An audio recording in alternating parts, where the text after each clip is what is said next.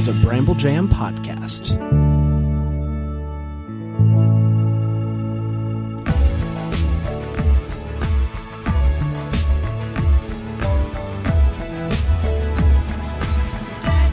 Oh, what an exciting day today we have, Patrick. First of all, Pat, how are you? I'm great, of course. So excited for today. I can't believe it's here finally. It's here finally. And you are so excited because I've always told you this. This is not the first time I've told you this, but you are like Regis.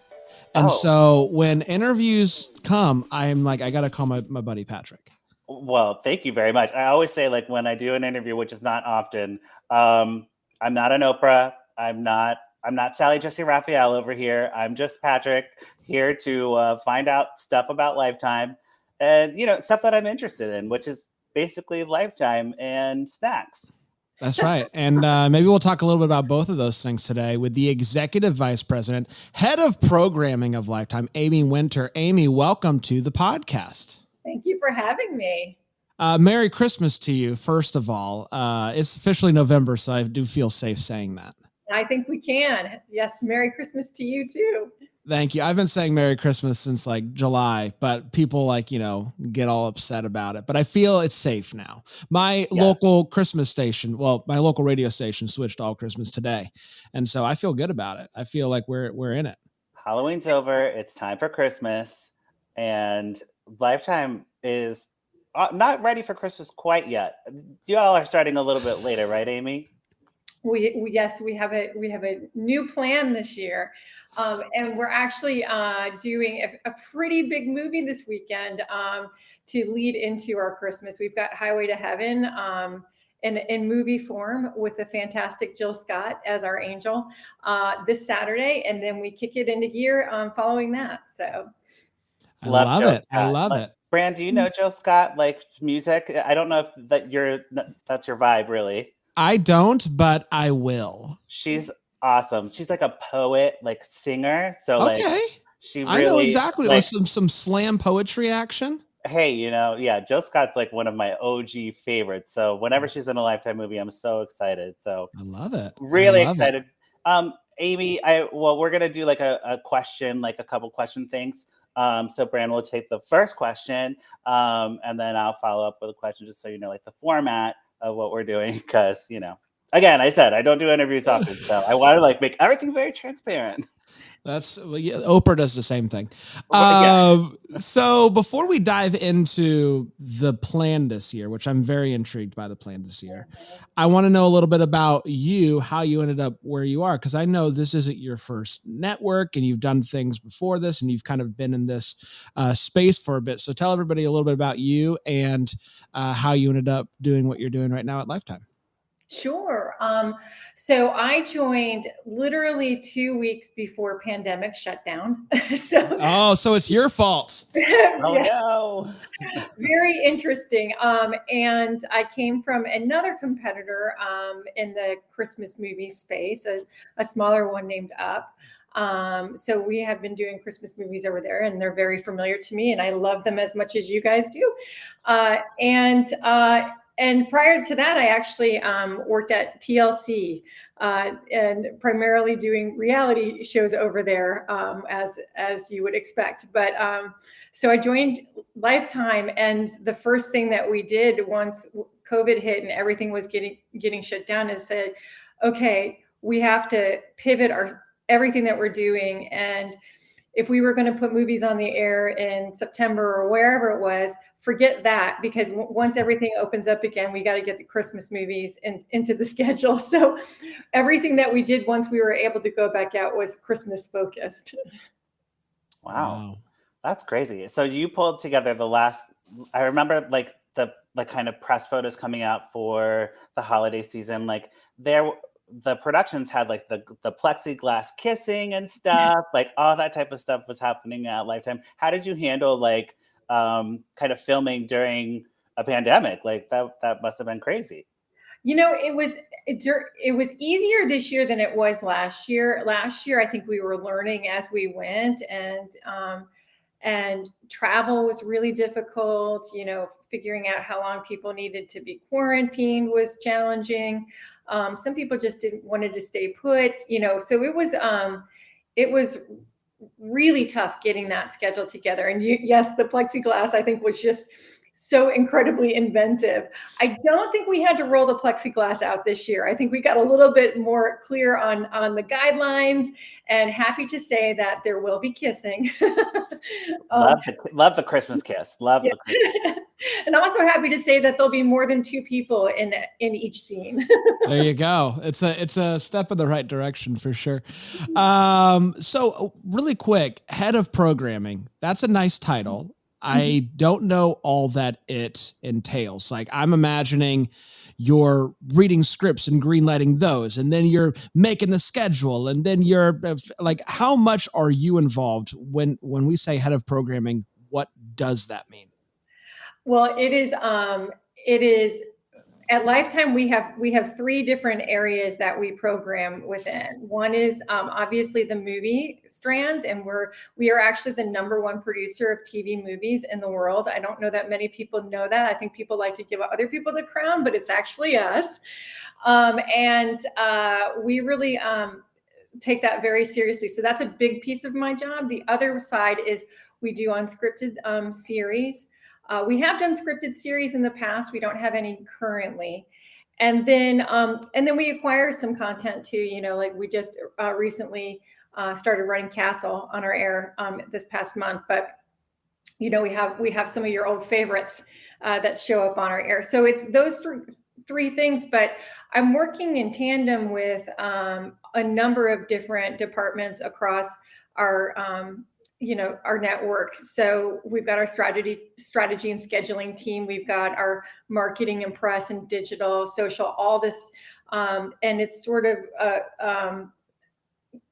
we just get together and sort out all this stuff. So when it comes to Christmas, which is quite possibly the biggest endeavor in the building, and that includes all of A&E networks. I think it just takes a village for us to get this up and running. It's really a sight to see how amazing this team comes together and works, and how much we've been able to innovate in the past year too, which I'm excited about. Yeah, I mean, it's so exciting, of course, to have like the new schedule of like the movie a day in December, and there's a few weekends leading up to that, so we like ease into it. But the movie a day is so interesting, like Advent calendar, Christmas movie. I love that. And Amy, you kind of downplayed your previous like resume, because I just want to be clear that like you're like Maria Von Trapp, you're like my favorite things, like you do all my favorite things basically. And like your time at TLC, like the stuff that you were involved in, like you were involved in like the brand shift, right? From the Learning Channel to like the John and Kate's and the Honey Boo Boos of the world, more pop culture touchstones. Without Amy Winter, there's no Honey Boo Boo, and I I would actually say that's probably pretty accurate. I really put myself out there for that family. They were hilarious. But yes, I really enjoyed my time at TLC. I'm not going to lie. There are some many of the programs I'm associated with are still on and doing quite well. There's a lot of great families and talent that I really did enjoy working with. People in the wedding space too. All sorts of. I had a lot of fun on that brand. And you can tell like that's what comes through the content is that like it's an enjoyable thing to watch for the viewer and probably like to be a producer as well. Yes. Well, and I have to tell you, our unscripted team here at Lifetime has been incredibly busy. We just announced several new series that are coming on the air next year. So look out. I think we've got a few glimmers in our eye that you might like moving. Cool. Yeah, so my question, I guess, since I didn't really ask a question on my turn, as I want to do, whatever. Do you see like a bigger shift for Lifetime, like anything coming up, like that's in your mind of like, maybe with the movie brand, the LMN, or the reality space, like are there going to be like big shifts in the content, or do you think it's going to be pretty much the same formula that Lifetime has been pursuing for now? There are going to, the staple programming that we're known for, we're going to continue to deliver on. So I think that, when we're not in our happy holiday mode, we do rely on a lot of true crime. We have, the VC Andrews collection that we do as well. We do a lot of music biopics. We actually have the #1 movie this year with the Wendy Williams movie and doc, which was fantastic. Oh, good. Delicious. And then Salt and Pepper ran recently this year and did phenomenally well. So all of those are back. We do have a few things that are coming out that are new. We recently announced a new movie with Angie Harmon. That's kind of like a procedural, but it's it's a 2-hour movie, and it's I actually went on the set last week, and it's amazing. So I'm excited about that. And there's a few other things that we're going to try just to branch out and see if we can explore some new genres in the scripted side. On the unscripted side too, I think that there's opportunity to branch out and try some other stuff. Married at First Sight is a huge juggernaut on our air, but we've got a couple more things coming in the relationship space and docuseries too that I think are pretty exciting. Awesome. It brings up a question that I've been wondering for a while, which is the pivot at Christmas time is so fascinating to me, because with your competitors, whether it's, the bigger dogs or smaller dogs, the movies throughout the year are similar to the Christmas ones. It's just with Christmas magic. Where at Lifetime, you're doing so many different things. Like you mentioned, the biopics to the killer cheerleaders to the reality TV. And then at Christmas, it's just totally different. So I'm interested, one, in the history behind that, because I know Lifetime has kind of been in the Christmas space for a while now, but they really amped up a few years ago with what they were putting out and the quantity. So I want to know the history of that, how that ended up happening, and two, just how you guys kind of think about that pivot, because it is very interesting. It is, especially in prior years where you were transitioning in October, it is such a killer cheerleader, here's some Christmas. It's so like intense. So one, the history, and two, kind of the thought process behind the pivot. Yes, we recognize that, here's what I would say to that is that Christmas is really the Super Bowl of the romance movies, right? I think that there's an audience that comes for that type of movie in particular during that time frame. During other parts of the year, we know that at least our audience, they're entertained by something that gives them a little bit more of a roller coaster ride, if you will. So we didn't love the pivot from the scary cheerleaders last year to again, COVID made it a little bit challenging to find a better a shoulder program to get into it. This year we have built a schedule that has some not, I wouldn't say softer, but some more inspirational titles on the way in, so that we are kind of cleansing the palate from murder and mayhem.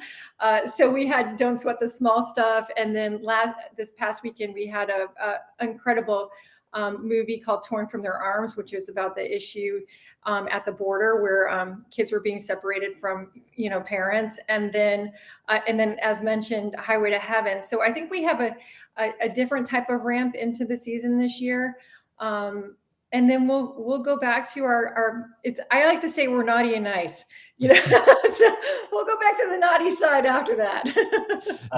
Do you see a stark difference in your demos in these 2 months, November, December, versus the rest of the year? Or do the people like Patrick that watch, all the movies, everything that's coming out, whether it's Killer Cheerleader or a biopic or whatever, stick around for Christmas? Or do you see a big drop off and just more people picking it up? I think you see more people picking it up. Honestly, it's interesting. Lifetime's audience has the most unique viewers of anybody out there, which means that we bring more different people to the table than anybody in the Christmas space. I think some of our other competitors, they've got a really loyal audience and they stay tuned the entire time, right? But we're bringing in a broader spectrum. And I think that we're very intentional about making sure that our programming reflects that broader spectrum, and we always have been that way. I think Lifetime is a leader in diversity and inclusion. I'm happy to say that other people are diving into that as well right now, but I think we'll continue to try to lead that trend. Well, and we love that Lifetime is always about diversity and inclusion for all types of minorities, LGBTQ plus included, which would be me here, obviously.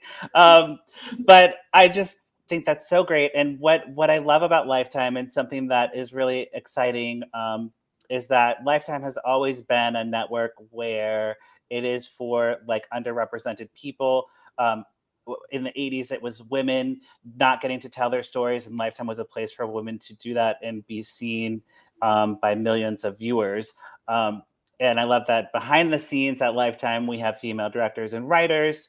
So my question for you, Amy, is growing up as a little Amy, what was your perception of Lifetime, and how has that influenced like how you are going to move forward with the brand of Lifetime? You know, that the television for women, you know, that type of like old school thought of what Lifetime is. I love this question, and I've never been asked this question. So fun. Oprah. Oh no, I love Oprah. When I grew up, and I started to get into television, and I was aware of Lifetime, I actually had such an attitude about it.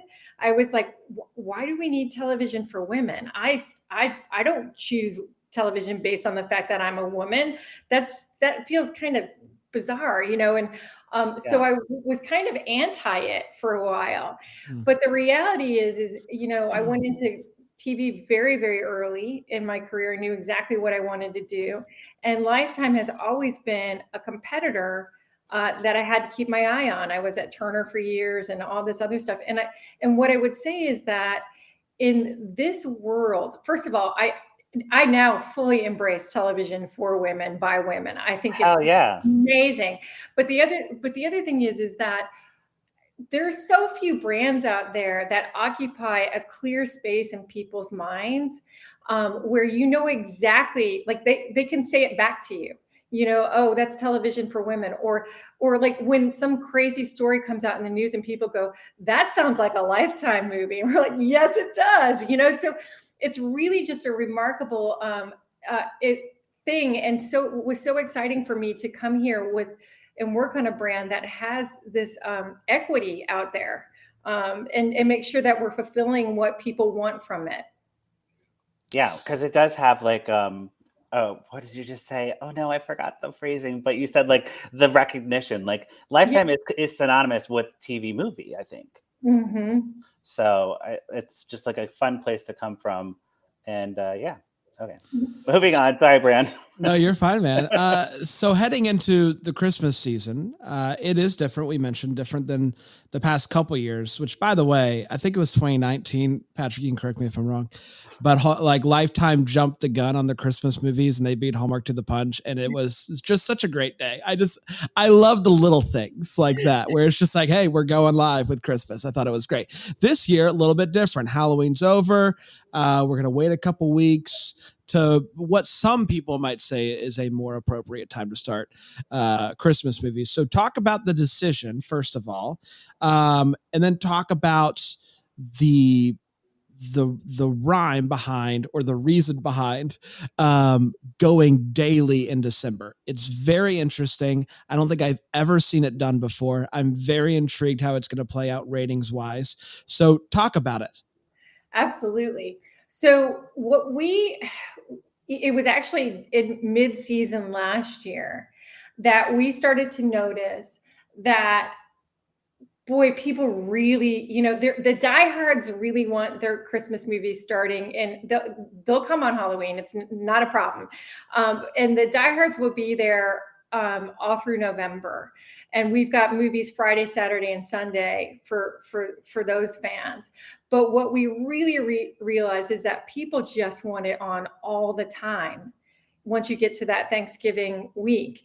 And by that time, we were feeling like, do we have enough premieres to satisfy the folks that are coming in? And so we asked ourselves, okay, we made 35 movies this year, which is the most that we've ever, and the most of any single network or anybody who's in Christmas right now. We have more than anybody.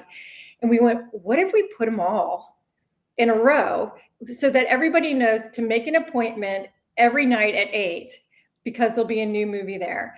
And we thought it's going to be so easy for viewers to remember. They don't have to remember placing our premieres on, and just to let it rip. So I'm excited because I think a lot of people do bring out most of their material in November, but we've got just this huge tranche of amazing stuff coming. So was it hard to convince the team of this? Because, a Tuesday, Wednesday premiere, like, it's not the norm, even doing something on Thursday or Friday, like, it's just not the norm. Was it a tough sell when the idea first came to you, or whoever came up with the idea? I would say this. It was a little scary, but I think as a team, we like a little scary. I think we really looked at it hard. Our marketing team, big question for us for our marketing team was, if we give you this hook, this idea that starting Black Friday through Christmas Day, you're going to have a new movie every night at 8. Is that something that you feel good about sinking your teeth into and working with? And they were like, yes. So it is an interesting, it was very bold, and we debated it probably up until the moment we announced. But I'm very excited about it, and I know that my family is, because they'll be watching it every night at 8, and they're really actually very irritated at me because I've been watching the movies in advance and ruining things for them. That's funny. A quick follow up, Patrick, just because it's related. Yes. How much thought, when you were kind of planning this and you decided to do it? I've been very intrigued by your competition, because this year there's a competition out there, unnamed, that's doing Friday, Saturday, and Sunday after Lifetime has proven that Friday night movies work and that you can do it. Was there any thought like, hey, if we go daily, the competition will watch this, and if it works, it's just fuel for the fire? Was there any thought to the competition when you made this decision? Of course. And I have to be honest with you, I have a lot of friends at said competitor, so who I'm still social with. So it's like playing poker on a family Zoom call. But I would say this: we didn't want to announce our schedule till they announced theirs. So I was very interested in the poker game, because in prior years, you guys have beat them to the punch the last couple of years, at least. So it was just very interesting to see it happen. And then they did a little halfsies. They did a little partial reveal.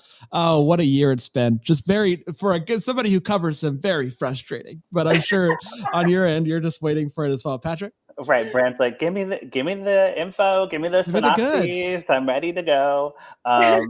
So one thing that's interesting about Lifetime versus competitors is that Lifetime is not afraid to bring in an acquisition, which, to our listeners who might not know business speak, that's like when, I don't know how to explain it, when Lifetime acquires a movie from a third-party producer or a third-party production company. And some of my favorites that I see when they pop up with the little titles, it's like the title card at the beginning of the movie. There's like Mar Vista, who always does them, and I'm like, ooh, a Mar Vista joint, let's go. Or like Ninth House is really fun. They always are like super campy. I'm like, oh, a Ninth House one, hooray. So Amy, like, what do you look for in an acquisition? And like, do you have any like tips for, like, if I'm starting Patrick Serrano Productions, like, what would I need to do to get my movie acquired by Lifetime? Not saying he's definitely doing that, but oh, no. Yeah, we do. We have some really amazing trusted partners in the acquired space. Some of them we do. We will work with in advance. So we're actually saying to them, okay, we like the idea of this movie. Like, keep us posted on it. The other some just come to us where they're like, we've produced this, check this out and tell us what you think. And they know us really well. And they've been a part of our stable for a really long time. So they know the choices that we would make, diversity in casting. At Lifetime, we like to kiss a little bit before proposal. Yeah, me too. So we've been very, very lucky. You mentioned some of the great ones. We got I think Brain Power is fantastic. Brad Cravoy has brought us Chad Michael Murray one, which is phenomenal. So lots of players in there, and we leave a number of slots open for the opportunity to buy movies off the street that we think, okay, this is perfect for us. So you buy them off the street? Is that what the summary of the? No. Oh, and you wanted to know how you do it. I think you can talk to any of those providers. I think they're always looking for a new and clever Christmas script. Some stuff makes its way to our team directly in treatment form, and then if we like something, we'll say, okay, this is interesting. Let's try to flesh it out as a script. So there's a number of different ways I think you can go about it, but. Oh, I don't really have an idea, but no, Patrick's gonna find you on the street and just slip you an idea. Yeah, like, on the street, I'm just gonna drop it and be like, "Oh, I dropped something." Oh, it's for you. You landed on 35 this year, the number. So what came first, the chicken or the egg here? Did you have that number in mind and said, okay, we know that we can create in-house-ish this many movies, we'll acquire this many, or did you see this many acquired movies and say, hey, we pulled these and we ended up with 35? If you can believe it, we're actually working on the movies for next year right now. Amazing. So wow. We have a tremendous amount of flexibility. We had 34 movies last year, and we wanted to do more this year. And so when we laid out the structure of the schedule, we thought, okay, well, how many is that? Count them up really quick. Yeah. And so it's nice to be able to say it's the most Christmas movies we've ever had. And then already have a stockpile at work on the next year. Are you able to break news here and tell me how many movies you have for next year? We're doing 40. I don't know how many we actually have designated, but I think that we probably have at least 10 identified.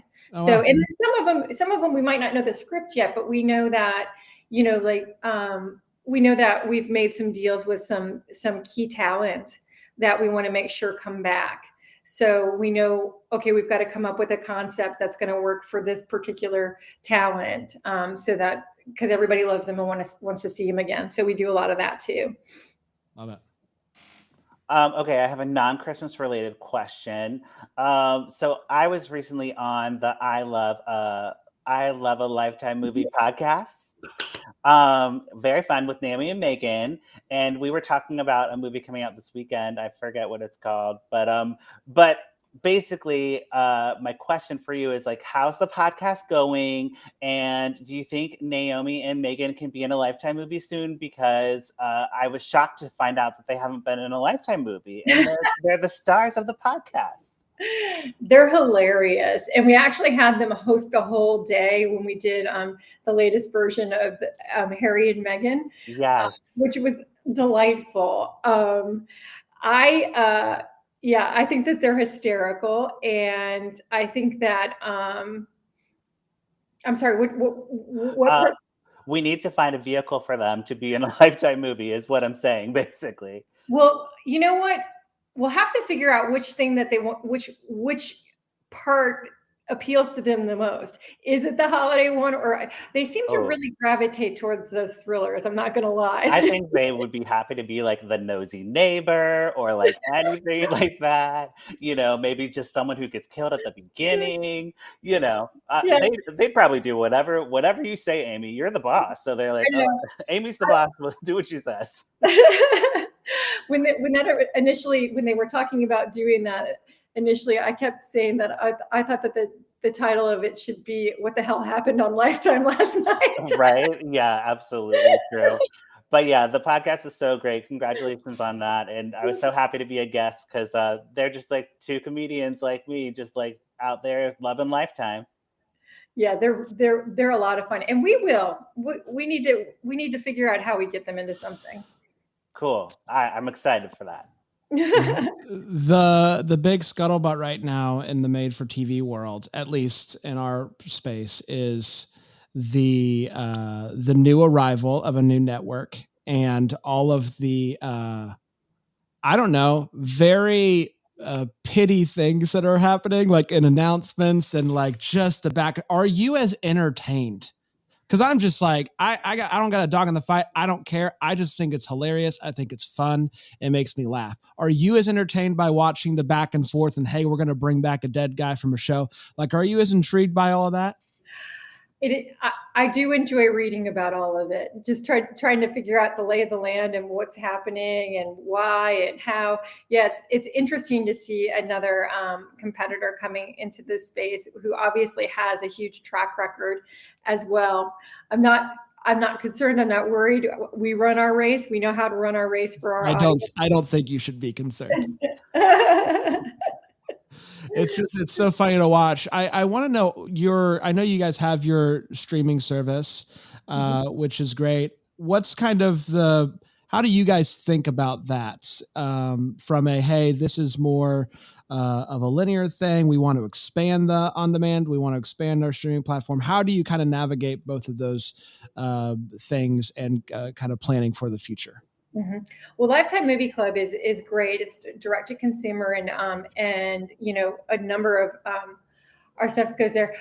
Lifetime Movie Network, when we are in Christmas, it will be in Sleigh Bells, and anybody who is missing a thriller moment can head over there and enjoy all the thrillers on that side of the house.